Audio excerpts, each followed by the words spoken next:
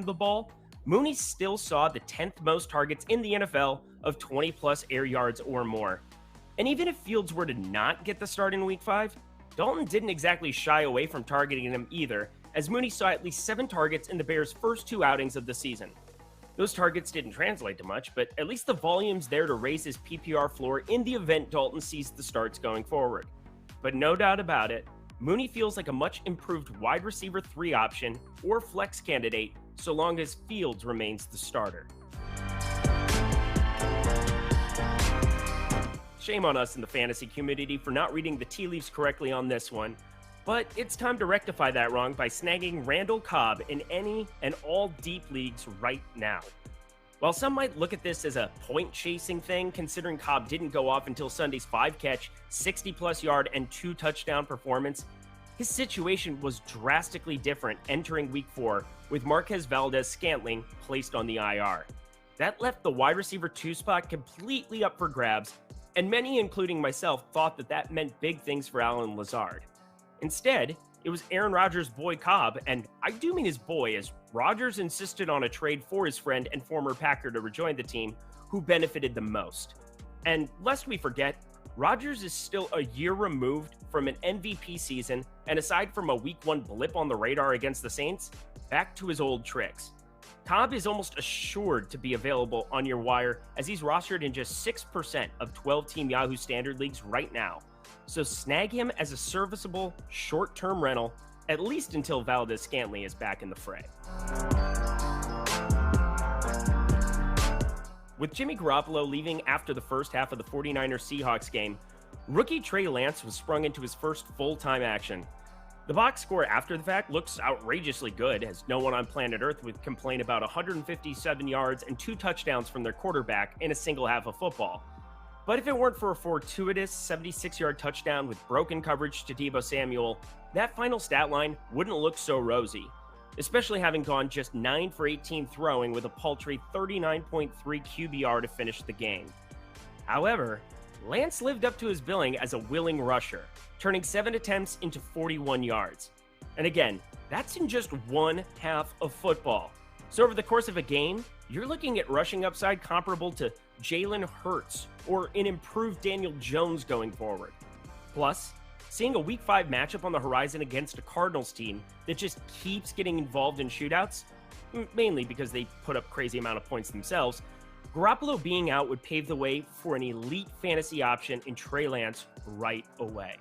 Before we get to my number 1 pick, if you have not yet set an account up at Yahoo, go over there and do so right now, deposit $10 or more, and you will get 2 free months of Awesemo Plus Platinum completely free. No strings attached. Every single sport we offer behind the paywall will be completely free to you. We have NBA coming up here in less than 2 weeks, which is just crazy to say out loud. MLB that's still in full swing for the playoffs. We have MMA. We have golf content. We have everything behind the paywall. It's a $180 value, completely free to you just by signing up. So go take advantage of that offer. What are you waiting for? Whenever a player projects to step into the majority share of running back touches, a la Elijah Mitchell in Week 1 or Chuba Hubbard in Week 4, they become the de facto number 1 waiver wire pickup. And with David Montgomery dinged up with a knee injury at the end of Sunday's game, that could be exactly what just emerged in Bears running back Damian Williams. While his role was diminished week by week leading up to Week 4, any sort of injury to Montgomery vaults Williams into immediate RB2 discussion. Similar to the Ravens and 49ers, I'm sure we'll hear about the Bears bringing in a veteran or two to help carry the load, as only 6th-round pick Khalil Herbert is currently alongside Williams in the backfield. But before opting out of the 2020 season,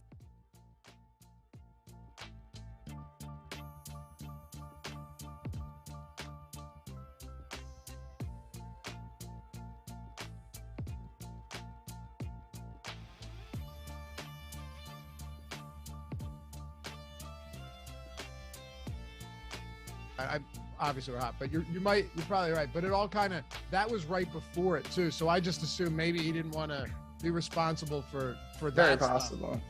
Some of those were so entertaining. Oh, I remember laying in bed. It was late one night and there were no games on. I swear I watched it for 2 straight hours. Oh, it's great.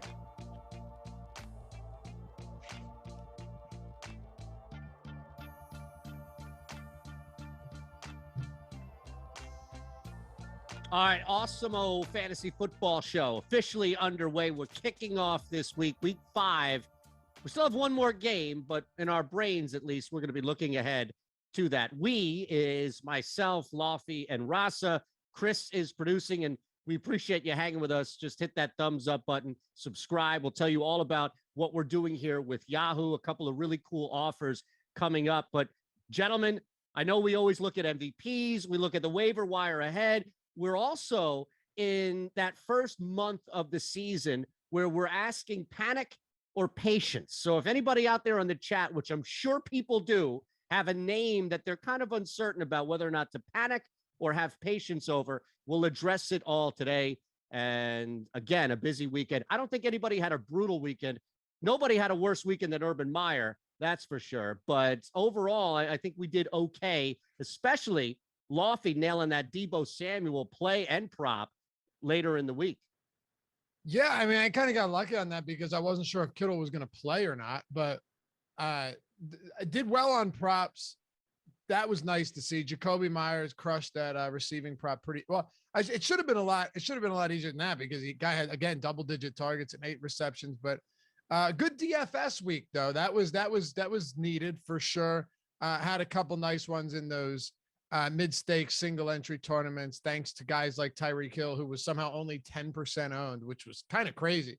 And then Randall Cobb late in the afternoon slate. But from a season-long standpoint, I went and scooped Cordero Patterson, off of the waiver in our Awesemo A League. He was just sitting there because we only have 4 bench spots.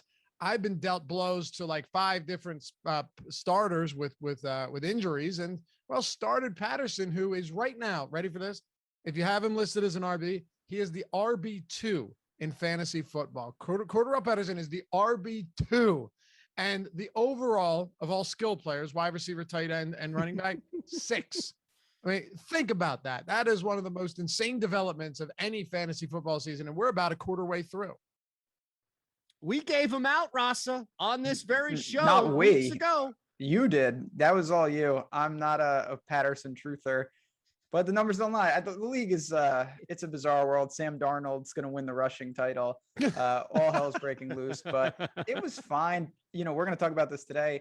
I have Joe Mixon. That could be a problem. I may have to go to the wire to see if he's in fact out for a while. It was a pretty good weekend though. I really can't complain. More on the, me and Eytan were just on the Awesemo Odds channel talking betting. From a betting standpoint, I was pretty happy with what we saw for the most part, and I'm hoping that'll translate into some season long today.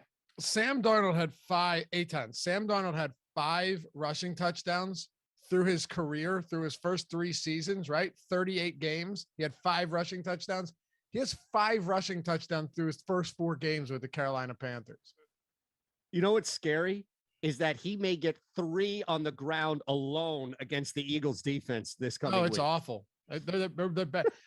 I got to tell you though, I went into that game knowing they were going to lose. Ben, by the way, nice call on the Jets, man. Nice call on the Jets money. How about the Jets money on that? Yeah, I of course I teased down 3 favorites, and Titans. I just needed the Titans to win by a point. Granted, I thought Julio was going to play, so I hit it earlier in the week, and that sucked. But yeah, nice call on that. I was actually okay with the Eagles' performance in all seriousness. I knew they were going to lose. I know their defense is bad. I bloated up as much Tyreek Hill and Clyde Edwards-Helaire as I possibly could in DFS. And, if you guys had them in your leagues yesterday, that's why you stick with Edwards-Helaire. Even though he split carries with Darrell Williams, he still got really solid production and a touchdown through the air. But I mean, if that's the way that the Eagles can run an offense, I don't think there was a punt in the whole game, right? There wasn't. Right? Not a single punt. No, there wasn't. Right, not one punt. So I mean, Edwards-Helaire is going over 7 yards per carry. Yeah. Oh yeah. Tony Pollard is a better back than him. Oh no, I like Edwards-Helaire. You don't like him? But no. It's not that I don't like him. It's that we saw now for 2 straight weeks guys that are different skill set to a wide range of talent gashing this team on the ground. So look, from a fantasy standpoint, that if there's a question about starting or sitting a running back, and they happen to be going up against the Philadelphia Eagles defense, that's probably pushing you over the edge to start him. Yeah. Yeah. And I think, Ben, you would agree too, that at least seeing the shootout potential was encouraging, because that's what you want to see with a team like the Eagles, where their defense is so bad. Give me the big Davante Smith game. By the way, they've now had 2 touchdowns called back on the season because the receivers ran out of bounds. Like, I know. How do you not fix that? The Rager, I'm still mad about that Rager one. Me too. Very, very disturbing. But no, one of the things, and it was funny, everyone was talking about this leading up because, the Eagles played on Monday night, and it was, they're bad, blah, blah, blah. Jalen Hurts is an absolute monster in this team, the way they are constructed, because they're either effective and it's because of him, or they're trailing and he is just doing everything. They were not really even in that game, and he's just putting up so much production. So say what you want about the Eagles, they are just absolute gold for everyone involved each and every week. Unless your name is Miles Sanders. Well, that was a problem yesterday. It's going to be, I think, moving forward. It's a conversation that we had on this very show back in the preseason, just about concerns he has, or I guess the team has, with him catching the football versus not, and what we see on the field. I will add, though, for 2 straight weeks, or 2 games, I should say, seeing a wide receiver run out of bounds, come back in, and nullifying a touchdown. Just to throw this out there, the head coach was a receivers coach. So yeah, that's a little concerning. It's more than concerning. Miles Sanders will factor in to this show by all means today as we look at some panic or patience across the board. But before that, let's just start. Lofty, why don't you kick things off with, you already know who my MVP is. It's a guy that you have just mentioned, and I'm happy and thrilled to see you embracing the because Rasa refuses at every single stop to recognize Patterson. But so I'll just knock mine out of the way right away. That's my MVP. Just continue to ride this wave. Lofty's picking him up. Then you know that there is some credence and credibility behind Patterson's at least stretch run that we've seen. Why don't you, though, throw things out? Who was your week 4 MVP? Tyreek Hill, because he was great for me everywhere, and that's what I care about. I think Cordero.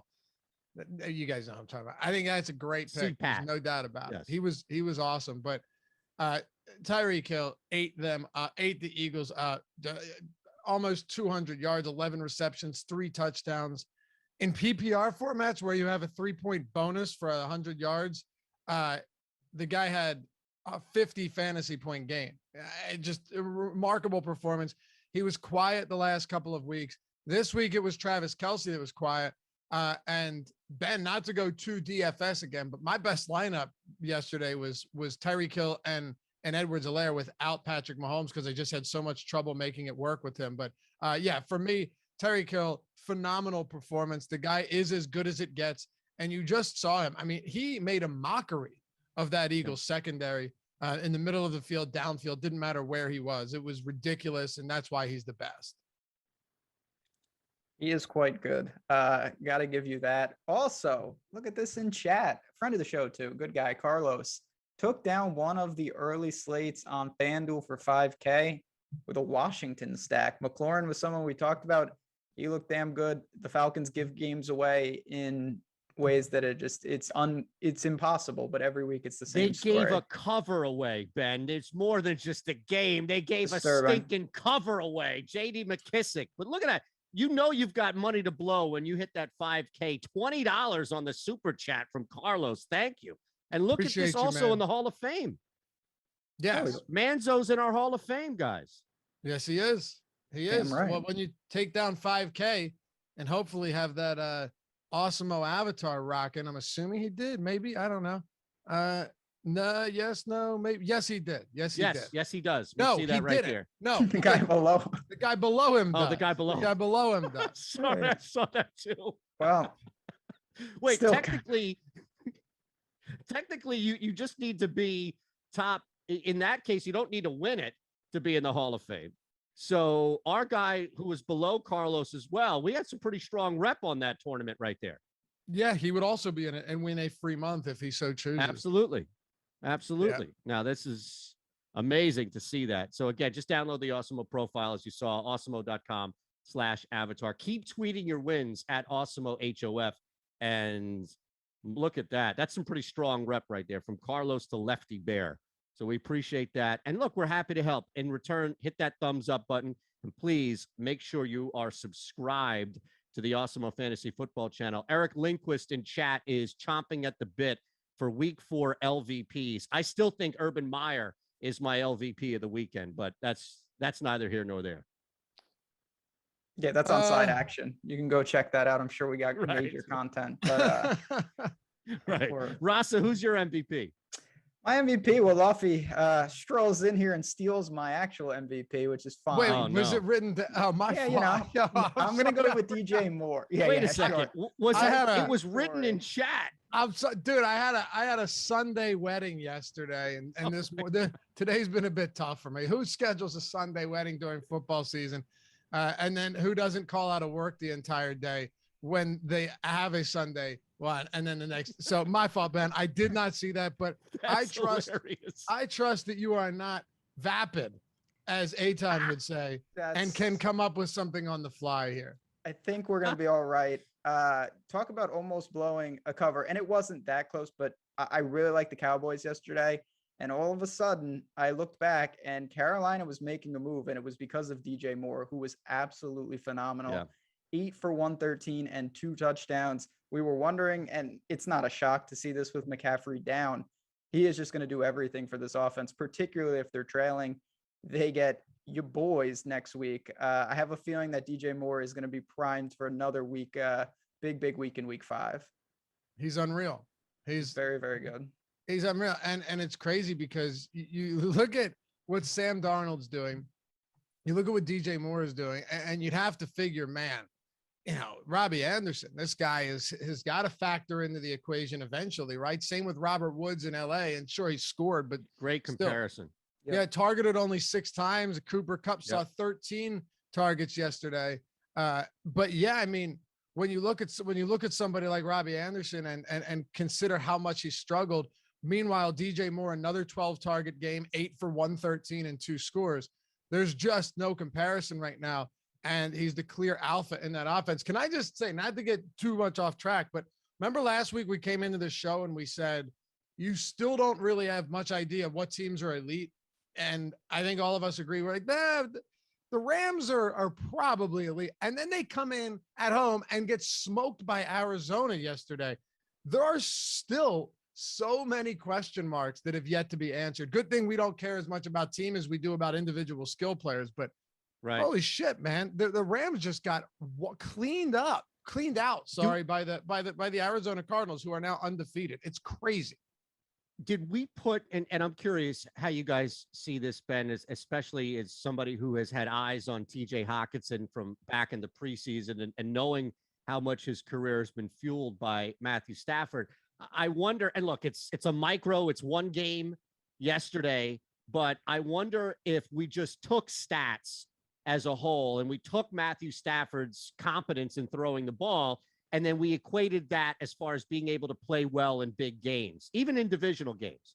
If maybe we jump, not to say that Stafford is Jared Goff, he's clearly better. He's clearly an upgrade, but he ain't Tom Brady yet either.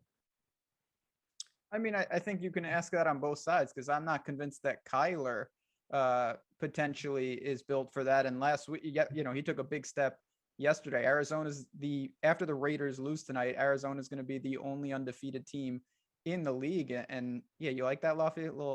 I see where you're going. I mean, it was subtle. But are you on the Chargers? I am. I do think the Chargers win tonight, but I do think when you look at the West, there's going to be games like that. You know, you're gonna get beat by other good teams, and I'm not overly worried about Stafford or really anything with this Rams team. I think that it was just a game where Arizona showed that they're also a very legitimate contender.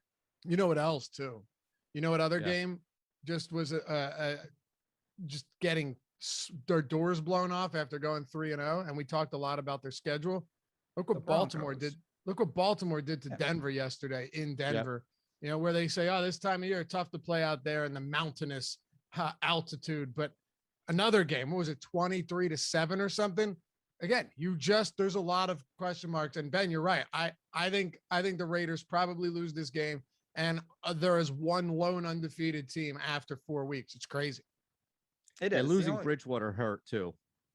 Well, when Drew Lock takes over. little Bledsoe Brady situation emerging in Denver, but no right. doubt. I think we all thought that Denver was somewhat of a product of a really soft schedule. You got the Giants, Jacksonville, and the Jets. You couldn't ask for an easier start. But then you see, last thing I'll say, and we can dive into some of these panic or patience. Then you take a team like the Giants, and they rise from the dead and knock off New Orleans. So a lot of bizarre Oh, that's outcomes. right. Yeah, it's really crazy week in and week out how much it can change. It's like 13 straight games the Giants have covered on the road in conference. And I know that Rasa hates trends to like he hates Patterson, but my goodness, this team, as dog shit as they've been over the last couple of years, for some reason has a knack for covering games on the road in conference. Maybe because people look at them like, it's the Giants. We don't need to give a shit. I don't know what it is, but that was shocking to me. I mean, it really was. The Saquon Barkley performance was shocking as well. And I think everybody should be really excited to see that he went from week 1, where he was the non-factor, week 2, where he ripped off that 41-yard, I think it was 41-yard carry. And, you know, that was essentially it, but his snap count went up a ton, and they were playing Thursday night football, so he was on short rest. Then he gets longer rest, comes in, isn't great on the ground, but still gives you a good game in week 3. And then in week 4, you know, is one of the driving factors of reasons why they won that game and had that overtime touchdown as well. So, yeah, Saquon Barkley, man, if you want to talk about a guy who's trending in the right direction, whose trajectory seems to be straight up right now, you've got to be feeling good about that. I agree. Yeah, absolutely. We have a poll up here. Chris has put a poll up, fantasy football season MVP through 4 weeks. Patterson, Hurts, Kupp, DJ Moore. Right now, as early returns are in, Patterson and Kupp are battling back and forth. We also have, 2 free months of Awesemo Plus Platinum with your first deposit and paid contest entry on Yahoo. Sign up, use our code. You'll get $10 in site credit, where you can then use and make some money. We always have some great tournaments running on the weekend that we're telling you about, Sunday for Kick. Make sure you just take advantage of that. In return, hit that thumbs up button, and please make sure you're subscribed here to the Awesemo Fantasy Football channel. All right, gentlemen, let's look into this. A bunch of names we have. We'll take them on chat as well. If you're concerned about a name or you think that maybe you should have patience, whatever, panic or patience, throw a name out there. We'll get to them in chat. But let's start. Lofty, you want to kick things off? Christian McCaffrey, I think, and you know, we can look at each and individual name, go back and forth. McCaffrey, you know, is coming back. It's just a matter about whether you may be able to get ahead of that, or really kind of the mentality with dealing with a guy in McCaffrey who we know, when healthy, is one, if not the most prolific guys you can have on your squad. Yeah, I mean, right now, I mentioned it last week. This was a buy low for me, and when I mentioned buy low, I'm not talking. You're not going to get him for, you know, Curtis Samuel. But at the same time, this is somebody where if there's someone that is in your league that was struggling, that was losing games, it's coming into week 4 at like 0-3, and they need to bolster their roster. And McCaffrey's one of the only guys that had been producing, but now he's hurt, and you can get a nice package deal in return. Then there were people willing to do that. But now we're talking about Christian McCaffrey potentially being back for week 5. Yeah. There's no, this is not even a question to me. I mean, yes, Christian McCaffrey, there's nothing even to be patient about. As a matter of fact, you just play him when he returns. And if you miss a couple weeks from him and he comes back healthy, you're once again getting a bona fide RB1, the number 1, other than Cordero Patterson. But yeah, McCaffrey's the guy. There's no question about it. And when you think about it, he is so capable of producing in both phases of the offense that no matter what the game flow is, no matter how it turns, even if everything that's supposed to happen flips on its head and you expect them to lose by a lot or win by a lot, McCaffrey will be heavily involved no matter what. The amount of touches he sees every single week makes him the best running back in the league, hands down. So I'm okay sitting back and missing a week or two if he's going to come back at 100% and give me the numbers he was pre-injury. Yeah, there's nothing else to say with McCaffrey. I mean, no. McCaffrey, Okay. we talked about this last week. Yeah, I'm in full lockstep with that. Don't panic. Long season, he's going to be just fine. I can't imagine we're in any other different circumstance when we bring up Dalvin Cook, right? I mean, you're pretty much in that same position where if this guy has a pulse, then you're playing him. Yeah, I think the other problem is that even if you are a little worried, you would be trying to offload him at a pretty bad spot in general. This like the sentiment on Dalvin Cook right now isn't great. He missed week 3. He was ineffective in week 4. I don't know if that's the time that you want to offload a top end player like that. Minnesota's had a pretty tough start to the year, but they've also played 4 pretty competent teams. Say what you want about Cincinnati. They played Arizona, Seattle, and Cleveland. So they're going to get the Lions twice. They're going to get some of these other teams coming in. If Dalvin Cook can just stay healthy, and I do worry about that, he's still Dalvin Cook. So you're kind of boxed out of options. I think you have to stick with him. What did you make of Cook playing or having 9 carries to Alexander Madison's 10? I mean, obviously it's not ideal, but I don't think that's indicative of anything other than he's coming off a game where he did not play in week 3. So that's what I think it was too. Yeah. I don't think we're seeing a timeshare long-term if he's healthy. It's a spot where it's like, all right, Alexander Madison's one of the better backups in the league. We'll split reps here for Dalvin Cook's sake. And then once he's back to full strength, you would imagine that he's getting, 90% of running back carries. Listen, he's as good as it gets. We all know that. Just go look at Dalvin Cook's numbers from the previous seasons when he's healthy. And, people talk about him getting injured. It's really just another one of those fallacies. He played 14 games in back-to-back seasons. Running backs miss games. It's just the way it is. And I think he missed one of those games because there was no reason to play. I could be wrong, but either way, 14 games of back-to-back seasons for a rook or for a running back, you're going to miss games from time to time. The guy's fantastic. He saw 312 carries last year, 44 receptions. This is the type of, that's 300. That's over 350 touches. When he's out there, again, it's Dalvin Cook. I don't worry about these workhorses if they're getting their full allotment of targets and or carries. There's no reason to even worry about it. Yeah, look, that game was close. I get it, but Cleveland's defense is as physical and as much of a problem as it gets. And it would make sense that if you know that you have a guy who's going to be leaned on as much when healthy in Cook, that if he's banged up even a little bit, you have the luxuries you guys mentioned. Loughran, you mentioned Madison, just how good of a backup he is. It would make sense. All right, we have a couple of other big names here to look at. We'll take some on chat as well here. Hit that thumbs up button, of course. Make sure you're subscribed. I don't know, like it would take a major stretch of a bad performance or maybe 10 in order for me to move off of Davante Adams. I think just looking at any type of lackluster performance week in and week out, it would take a collective bad stretch, I think, for me to panic on Davante Adams. Loughran, you agree with that, or you think there's maybe some wiggle room in that? There's actually nothing to say here. There's not, you know what I mean? They're less than Rasa had to say on McCaffrey. Yes, actually, yes, because McCaffrey's hurt. I can find something to say about anybody, but I don't know if you guys want me to do that. Just know that we love you for that. The ability to say anything on anything. Just know that the guy has 29 targets over the last 2 weeks. Bad weeks are going to happen. They didn't need him. It was Randall Cobb yesterday. That happens sometimes. Nah, he's the best in the league. All right.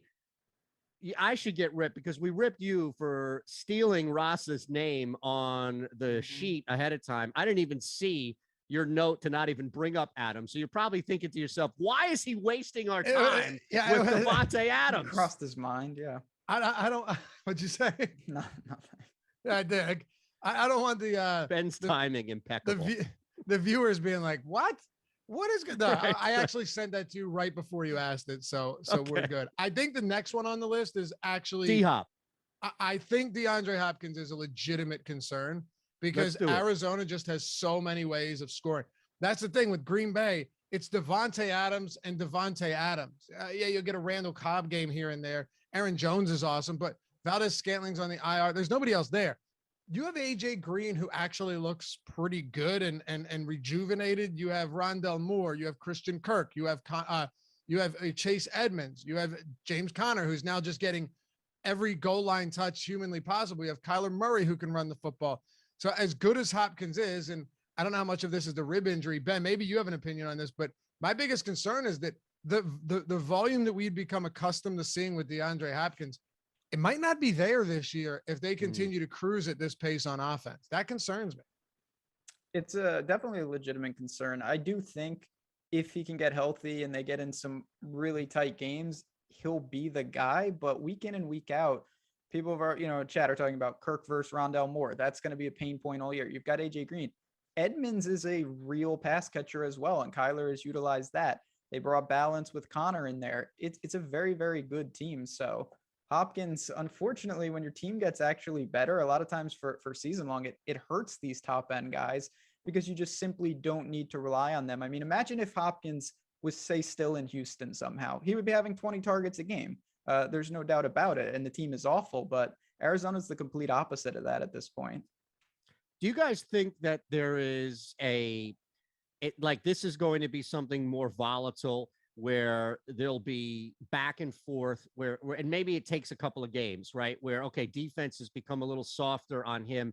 We all know that he's got all world talent, but if we see Kirk, we see Moore, see other guys in this offense, Edmonds, anybody else, right, in this offense becoming a part of it, that maybe there is a moment where you can catch that wave to back where D-Hop starts to dominate again, even if it's for another couple of games before things again start to work itself out. Does that make sense? Like we're seeing this pendulum swing back and forth with Hopkins as opposed to it just being he's fallen off this year. Oh, dude, I don't think he's fallen off from like a skill standpoint. Not off the face of the planet, Lofty. I meant more so from, I guess, what people expect from him. Right. And well, you think of it this way, right? When you look at last year and pretty much every year that Hopkins has played, 160 targets last year, 150 the year before, 163, 174, 150, 192. Like DeAndre Hopkins is a volume receiver. He's been 100 reception guy in 4 of his last 6 seasons. And one of them, he had 96. So he almost got there too. DeAndre Hopkins is someone that you rely on for volume to be an elite receiver. This is a guy we were drafting at the early second round, right? And the guy we'll get to next as well. They were basically back to back. The problem with Hopkins is last year, they didn't have this embarrassment of riches. And I do think though, that, you look at Jalen Ramsey in a tough matchup. I understand that they obviously crushed yesterday, but you still try and take Hopkins out of the game. If things get a little bit easier, that'd be nice, but the Browns isn't the easiest matchup. They got the 49ers coming up next. Then you have the Texans, which is solid, but Packers, 49ers, Panthers, Seahawks, Bears, which is not too bad, but Rams again. And they play in a tough division where you got to play a lot of games against good teams. So I'd be lying if I said I didn't have some trepidation each week about DeAndre Hopkins laying another egg. And then, like, the last thing I'll say about him, you mentioned all those teams, and you say Houston, that's good. It might not be good, though, because they're going to beat teams like that by like 50. And as you saw with Diggs yesterday, he was fine, but they don't need to push it with a guy like that against these type of matchups. So you really need them to start consolidating target share. And if they keep winning, that's just not going to happen. You want him you want him in games like facing the Eagles, like yesterday's version of the Eagles. Yeah. That's the kind of DeAndre Hopkins matchup you want. Let's take I'm sorry.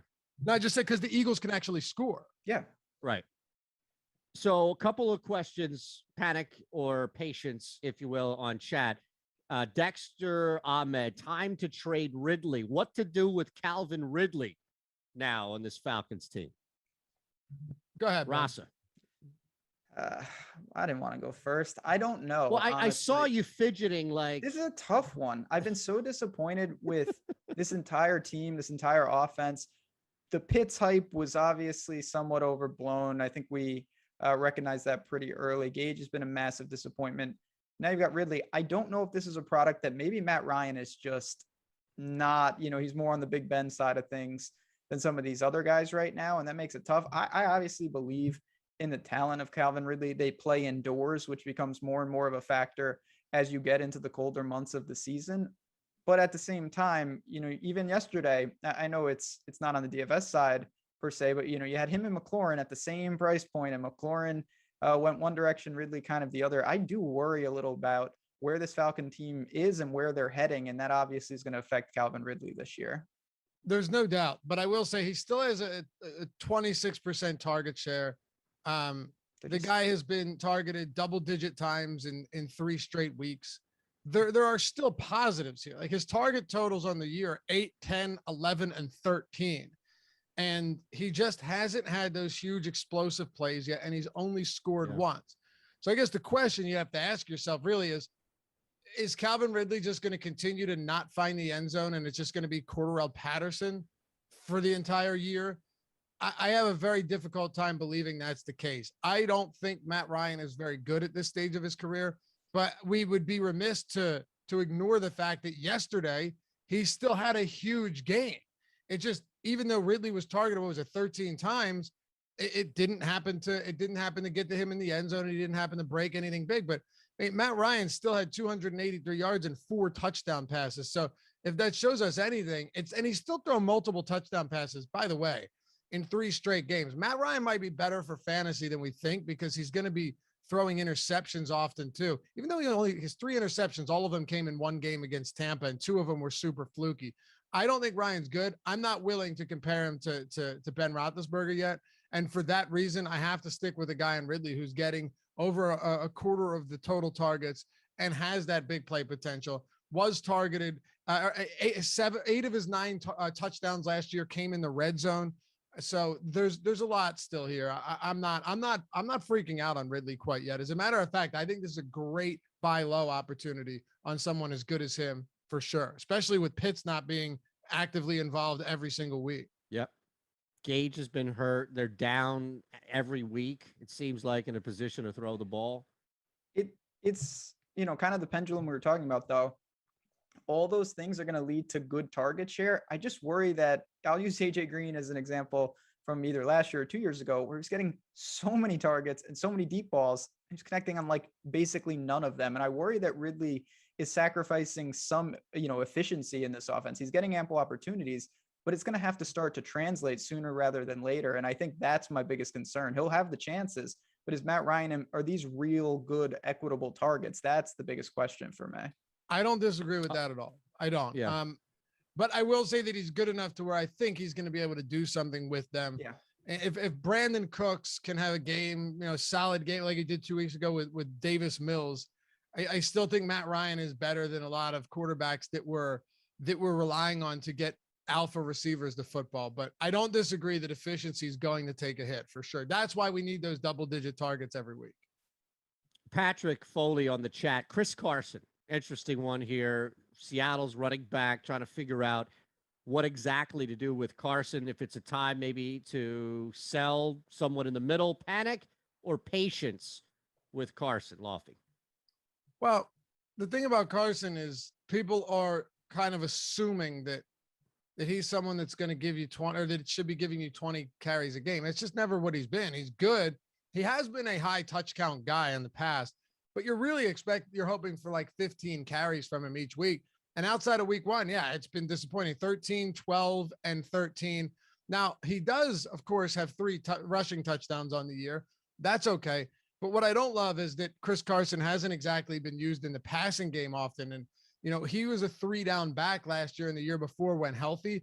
That's what you need out of him to be on the field at all times. And we haven't seen it. Now, as far as matchups go, I mean, San Francisco's not the easiest spot. And sometimes teams just have to do what's working. Like yesterday with the Eagles, I wasn't that mad that Sanders didn't get 20 carries because you need to throw against Kansas City. You have to do things that work for your offense that are appropriate to the conditions and the game that you're in. But yeah, Collins saw 10 carries, had 44 yards and a touchdown. That's a real concern. It's not about how many carries Carson got. It's about how many did Alex Collins get.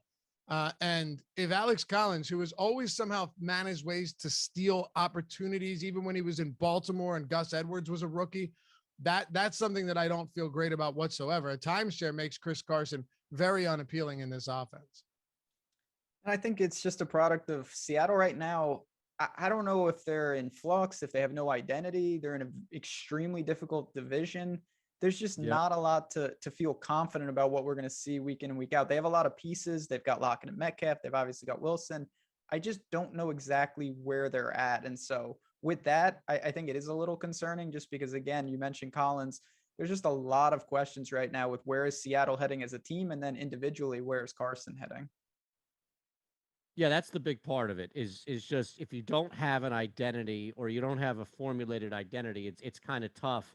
And look, Carson at least has been a staple in that offense. The next one that we have from J Hay 514 on chat. This has been, I think, consistently for 3 straight weeks, somebody that we faded and tried to stay away from as much as possible. But here comes Brandon Ayuk in week 3, at least against the Packers, and you start to think maybe there's something.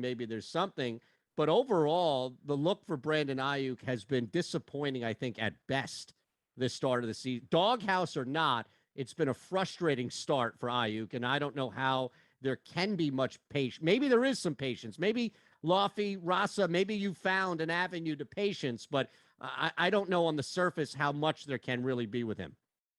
Well, the good thing is if you're looking for a silver lining, he's actually getting onto the field. Week 1, 26 snaps. We saw Trent Sherfield getting all of those opportunities that everyone thought would go to Brandon Ayuk.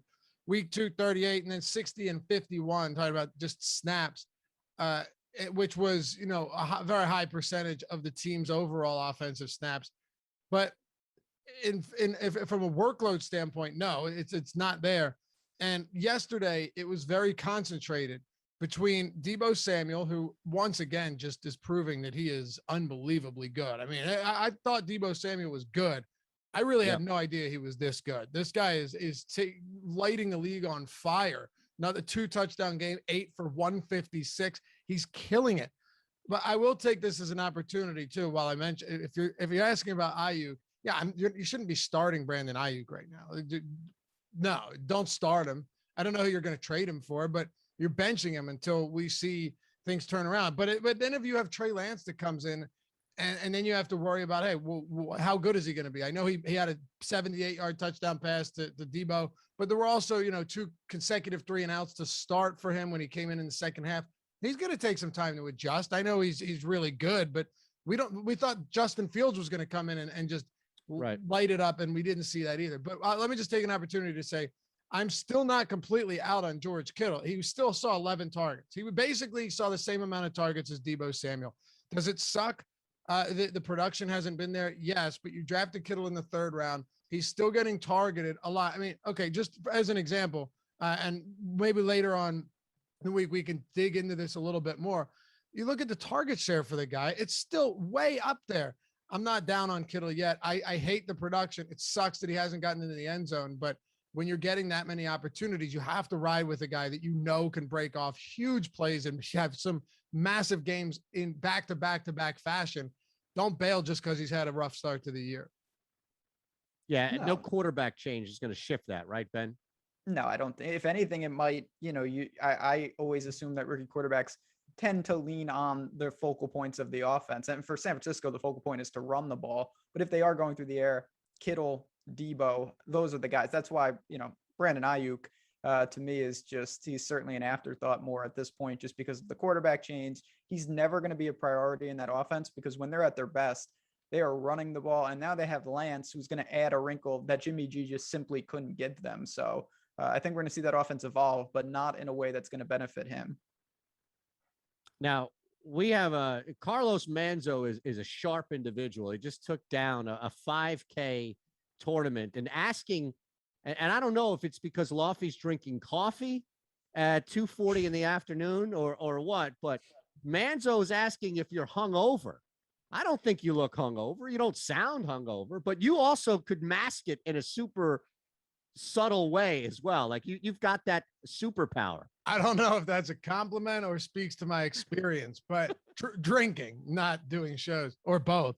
I thought, didn't I mention it at the beginning of the show? I thought I did. I thought I mentioned it at the beginning. The fact that you can't, I think that was off the air to what you've been doing. Well, Eytan doesn't remember if I did either. Yeah. I don't know. No, but don't go on my short-term memory is shot to shit. So don't go to that. To answer your question, Carlos, yes, I had a Sunday wedding, which is preposterous. Great time though. Love these people that got married and we had a blast, but yeah, you pay for it sometimes, on a Monday. But we're absolutely here. We're here. We put the work in and hopefully give you guys a good show. I couldn't resist. you win 5K, you hit us with a $20 super chat. That question about Lofty being hungover is going to get answered every single time. So just to recap, panic with Ayuk, patience with Kittle, correct? Yes. Yeah, okay. Correct. And One as more. as panic goes, it's like you should have been benching this guy until we see any semblance of consistency out of him. That's the way it is for me right now. What do we do? This last one, and we'll get to some waiver wire hits as well heading into week 5. And before that, we're going to rank some rookie quarterbacks with Lofty and Ben. But let's just look at Miles Sanders, because it's twofold. It's what to do with Miles Sanders, but also who benefits from any drop with Sanders. So I would think on the surface, there was probably going to be more panic than patience with Miles Sanders. Now, 2 straight weeks not being anywhere near a focal point in the offense. This is your squad as much as it is mine, Lofty. So I don't know. Do you see this any different with Sanders?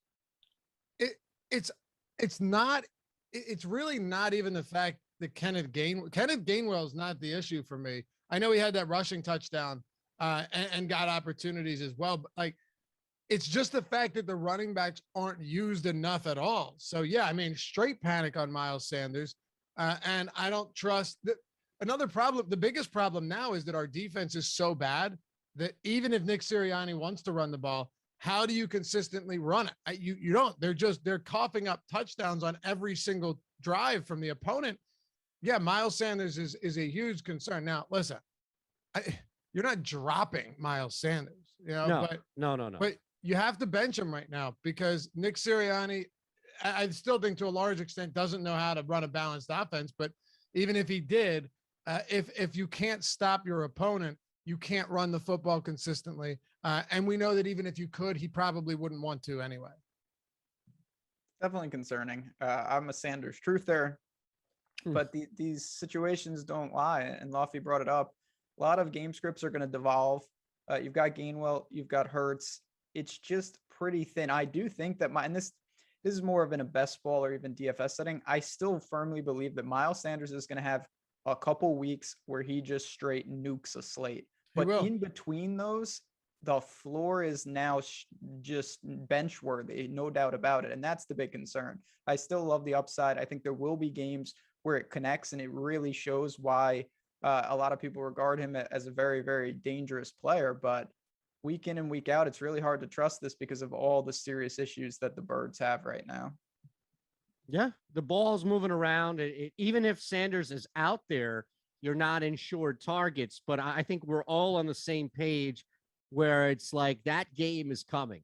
That break, he's got talent. He breaks runs. He has in the past been able to be effective in the passing game. So there is that game coming. And it just goes back to the point Lofty made, which is you shouldn't, even if you're panicking right now, you shouldn't be benching him, I think, to the most part. All right, let's look at a couple of things. I would bench him. I wouldn't drop him. You would bench him. Yeah, oh, yeah. People are talking about I've had questions about should I drop Miles Sanders at this point? Not dropping Miles Sanders, but at this rate, yeah, I would bench him. All right, let's look at this. Let's go, Ben. Why don't you kick things off here and take your top 2 rookie quarterbacks? Lofty will give his, and then we'll each hit a couple of waiver wire pickups for people on their way out. Good opportunity to remind everybody not only to smash away on that thumbs up and subscribe here to the Awesemo Fantasy Football channel, but take advantage of what we have with Yahoo. I mean, 2 free months of Awesemo Plus Platinum with your first deposit, your first paid contest entry. It's easy. It's simple. You can win a lot of money if you're not playing any type of fantasy DFS on Yahoo. Take advantage of that with 2 free months of Awesemo Plus. They kind of go hand in hand, right? Use Awesemo Plus Platinum, win some money on Yahoo. All right, Rasa, your top 2 rookie quarterbacks right now. Davis Mills. So here we go.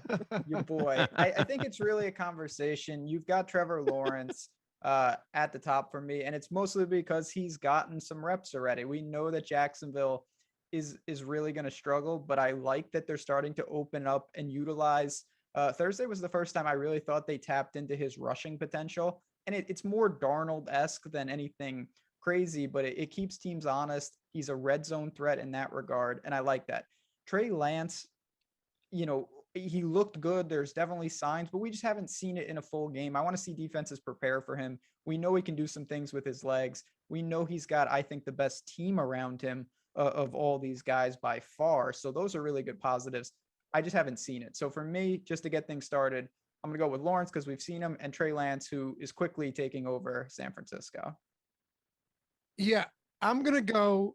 I actually had a very similar list, Ben, and I think it makes sense. But I'm going to go Lance first just because I think you have a more competent coaching staff and just all in all, better weapons. And, no DJ Shark right now in Jacksonville is going to hurt as well. So the way I see it, you could put Lawrence up there, and I was really encouraged by seeing what he did on Thursday night.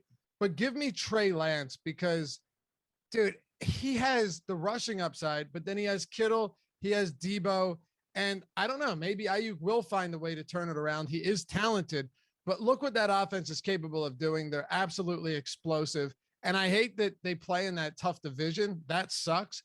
But Trey Lance, just from an overall ceiling standpoint, is so explosive, and the upside, the potential is insane. Oh, no doubt. I did see, though, that you put you ahead of both myself and Rasa on your rankings for rookie quarterbacks. Is there something that we should know about you throwing the football around here? Well, first of all, I would say this. There was no specific order of that, right? That was just okay. You just happened to be first on the list? Well, I mean, I think I probably would be, but I didn't do that because of that. Did you see who was last on the list? I was going to say, I didn't want to bury the lead. I was going to let you take that one away.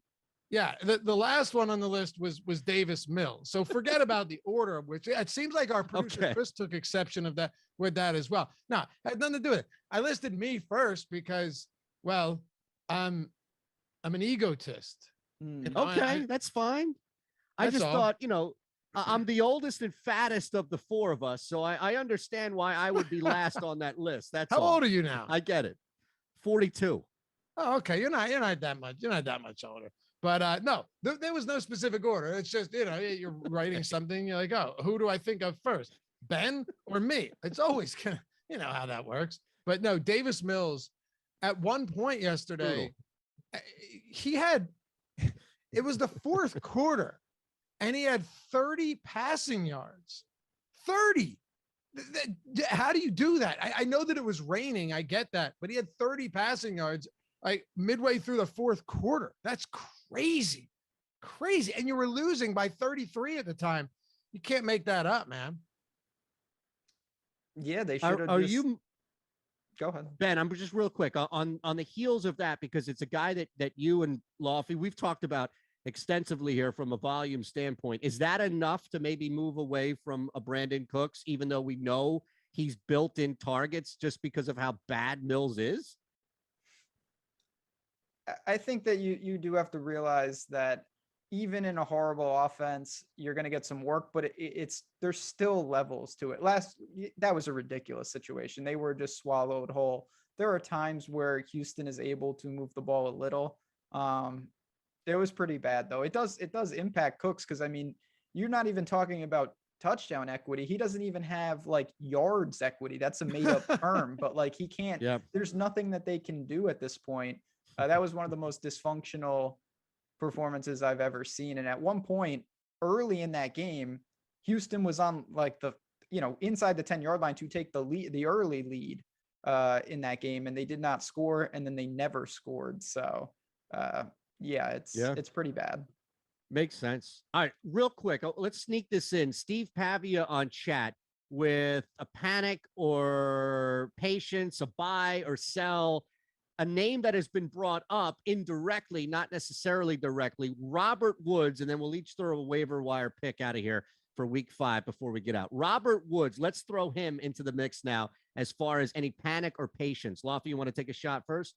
If you have somebody else that you scooped up and you drafted later, that's the thing when you're talking about like start or sit or buy or sell. If you have a better option to start, then you just go ahead and you start them. But you have to keep in mind that a lot of people drafted Robert Woods in the third or early fourth round. If that's the case, what are you supposed to do? You probably have to keep starting, of course, unless you hit on some guys late in the draft. And that's what makes, that's so valuable when you're getting, maybe a Michael Pittman who isn't going to have a great week every week, but is the clear top target in Indy and has seen double-digit targets in a handful of games already. Brandon Cooks, rough game. That was brutal yesterday. Bad weather, but Brandon Cooks is a guy that we were drafting in like the 9th round in a lot of spots. Yeah. You're still going to get some great weeks for him, and the volume is going to be insane. If you have those guys and you can play him over Woods right now, go for it. But if he's your best option, he's still scored. He's still seeing a good amount of the red zone targets in LA, and they're going to continue to get a lot of opportunities in the red zone. It's his volume has been dwarfed by Cooper Kupp's, but at this rate, if you don't have a better option, you're just going to go out there and hopefully lean on what is a high-powered offense, and maybe he'll score, and maybe we'll start to see more volume. Ben, I'm curious to know where you're at on Robert Woods because it's a weird spot. Yeah, it's definitely weird. I think it's mostly about managing expectations at this point. Clearly, Cooper Kupp is the guy there, and I don't think that that's going to change. Maybe there's some regression, but you have to keep in mind this team is really, really good, and when that happens, there's elements of this with the Chiefs in Arizona. There's just going to be a lot of touchdowns to go around, and Robert Woods will get his. I think if you're still, saying, okay, maybe this is going to become Stafford's top end target, I think you need to evaluate expectations. That is not going to be the case here. But Robert Woods, to me, still can fill a very, very useful role on the Rams and on your team. But as you said, all of these things truly are situational. There's an opportunity cost. If you're loaded at wide receiver, you don't need to force it with Robert Woods at all. It's just, if you're not, I still think that he could be an asset to your team. All right, let me throw one out. Rasa, you'll hit one on the waiver wire, and then Lofty will bring us home. And it goes back to what we were talking about with Miles Sanders. I think Kenny Gainwell, if available, is a great pickup. He's not going anywhere. I think that's clear to me, is that no matter what happens with Miles Sanders, even if the expected big game happens with Sanders, Gainwell is fully involved. He's fully inundated, especially in the passing game. We'll see him in red zone. We'll even see him in some shorter yardage red zone scenarios. So if Gainwell's available, I would strongly suggest picking him up. That's my waiver wire selection. Any issues real quick before we get to Rasa? No, I think if Gainwell's out there and you're in in a 10-team league, you don't really care about someone like Kenneth Gainwell, but in 12-team leagues, yeah, you get, at this rate, you scoop him up. And I think the touchdown equity, or at least the regression, probably comes into play because he has been pretty fortunate in terms of scoring, and some of them have been from pretty far out, but he's getting those chances. So no problem with that whatsoever. You got to look to Kenneth Gainwell for sure. Rasa, who do you got? I'm going to go with, clearly with waiver wires in general, it's always, for the most part, product of opportunities. And we got news that Joe Mixon might be a little banged up. We got to keep an eye on it. If he goes down, certainly Samaje Perine for Cincinnati is poised to handle that backfield. And certainly Giovanni Bernard is not there. Perine could have a big role. And say what you want about the Bengals, they're winning these games. They're 3-1 to start this season. They've got a lot on the outside. They're not going to face stacked boxes. So I think that, long-term, of course not, but while Mixon's on the shelf, Perine could really fill in pretty admirably. No doubt. And just to answer a comment, BC Cranto, excuse me. Wow. There we go. Which one of you suggested that wedding, man? Which one of you suggested that Gaskin was worthy of a start in week 4? Just a bit outside. Yeah, that was me. If you anticipated Gaskin, but happy to take an L here. But Ben, sure, if you saw Gaskin seeing 0 targets and 2 carries, then you should be rich right now, because that being able to predict the future like that is wildly impressive. Yeah, that's where you go to the prop market and rack up the Brinks truck and short them. But the Dolphins are a dumpster fire. That's another story for another time. But yeah, no doubt about that. There's just nothing to predict, though, that he was going to have. No, it's really difficult. It's like Sanders on Monday night. It's like, well, if you get 2 carries, what's there to really say? And one of those was for over 20 yards, the first one. So it made no sense both pre-game and in-game that he was neglected. Nobody, I can tell you this, nobody here predicted that. people that watch the team week in and week out didn't predict that. He had out-touched Malcolm Brown 43-17 through the first 3 weeks, Yeah, that's touches the totally ball. circumstantial. Now, is that something that, real quick, before you get to your waiver in 30, 40 seconds, is that something that you think is panic moving forward? Yeah. More so than yes? Yeah, Okay. he played 12 snaps. Yeah, That's bad. absolutely. It's panic. And I don't think Brian Flores has any. I'm a big Brian. I really always liked Brian Flores.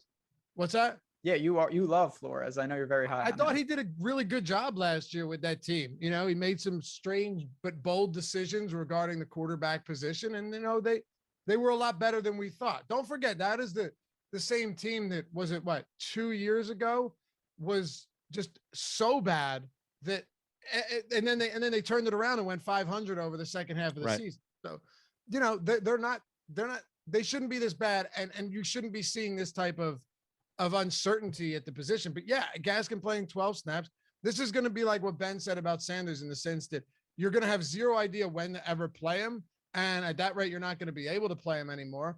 But there's going to be games now probably where Gaskin comes out, plays, 70% of the snaps and touches the ball 20 times. And you're like, oh, well, why didn't I play him? Well, because last week he touched the ball twice. There's no two ways around that. Of course, I didn't see that. He went from playing 45 and 43 snaps to 12 and touching the ball twice without a single target as their main pass catching back. It sucks. All right. And they're in Tampa, so it's not easy to run the football, as we know, against that Bucs front. Let's look at final call out here. Your waiver wire play of the week, Laufey. This is actually one of those weeks with a lot of them, but I'll just keep it simple. You have to look towards Damian Williams. You would assume that David Montgomery is going to be out for at least a little bit of time here. And I'm not necessarily sure how long he's going to be out.